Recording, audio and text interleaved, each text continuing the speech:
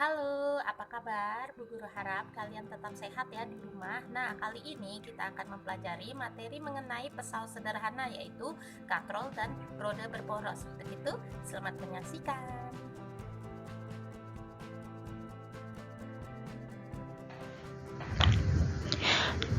Usaha dan pesawat sederhana dalam kehidupan sehari-hari. Ini adalah tujuan pembelajaran kita pada pertemuan kali ini. Perhatikan tabel berikut ini. Pada tabel terlihat jenis kegiatan dan alat bantu yang digunakan. Yang pertama, memotong kertas, alat bantunya alat pemotong kertas. Yang kedua, menggunting rumput, alat bantunya gunting. Yang ketiga, memotong daging, alat bantunya pisau. Yang keempat, mencabut paku, alat bantunya catut. Dan yang terakhir, mengerek bendera, alat bantunya katrol. Nah, jenis kegiatan ini untuk mempermudahnya menggunakan alat bantu. Nah, alat bantu ini disebut dengan pesawat sederhana yang fungsinya untuk membantu melakukan aktivitas manusia. Nah, manfaat dari pesawat sederhana ini adalah mempermudah pekerjaan manusia. Pesawat sederhana ada beberapa jenis. Yang pertama akan saya bahas adalah katrol. Katrol ini dibagi menjadi dua, ada katrol tetap dan katrol bergerak. Nah, kalau katrol tetap ini fungsinya adalah mengubah arah gaya. Nah, kalian lihat gambar berikut ini.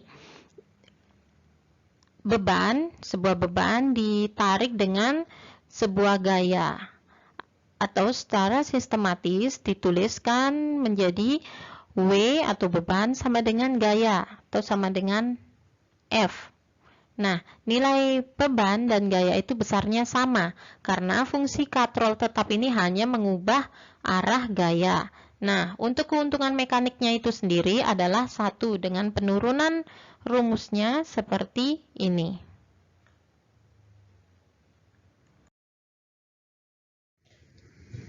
Jenis katrol berikutnya adalah katrol gerak. Fungsinya adalah melipatkan gaya, sehingga gaya pada kuasa yang diberikan untuk mengangkat benda menjadi lebih kecil daripada gaya beban. Jenis katrol ini biasanya ditemukan di pelabuhan yang digunakan untuk mengangkat peti kemas. Nah, untuk perhitungannya, beban atau W sama dengan 2 kali gaya. Dan keuntungan mekaniknya itu sendiri dari katrol gerak adalah 2 dengan penurunan rumus seperti ini.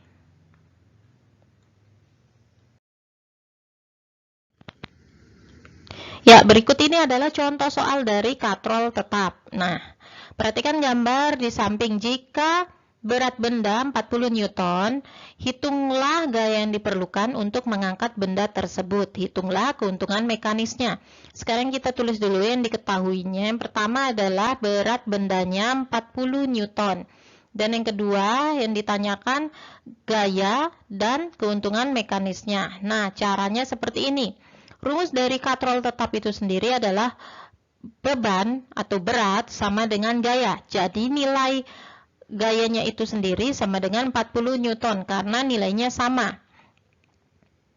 Dan untuk keuntungan mekanisnya, tinggal kalian bagi. Berat dibagi dengan gaya akan menghasilkan 1.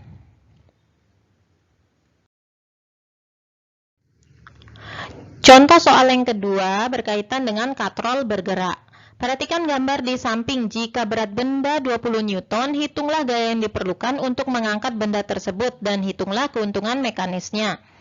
Yang diketahui adalah beratnya sama dengan 20 Newton. Yang ditanyakan adalah gaya dan keuntungan mekanisnya. Nah, caranya seperti ini.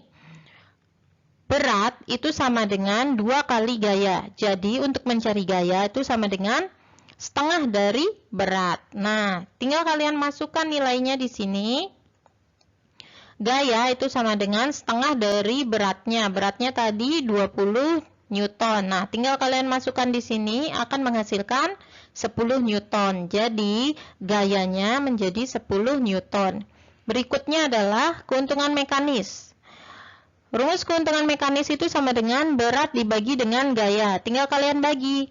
20 dibagi dengan 10 akan menghasilkan 2. Jadi keuntungan mekanik dari katrol bergerak itu adalah 2. Berikutnya ini Bu Guru akan memberikan kalian soal ya.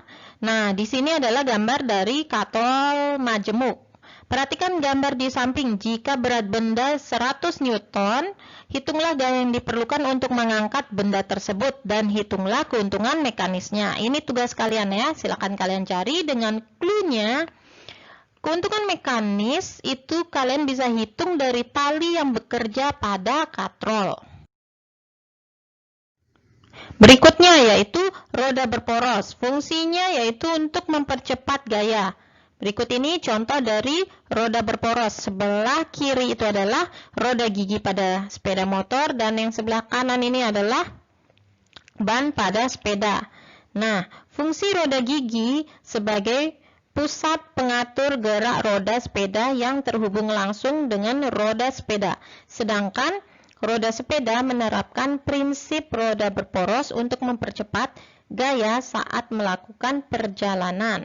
Contoh lain dari roda berporos ini adalah kursi roda, mobil, dan sepatu roda. Ya, setelah kalian menyimak video tadi, Bu Guru harap kalian sudah paham ya. Bagi anak-anak yang belum paham, silakan bertanya kepada Bu Guru di GCR.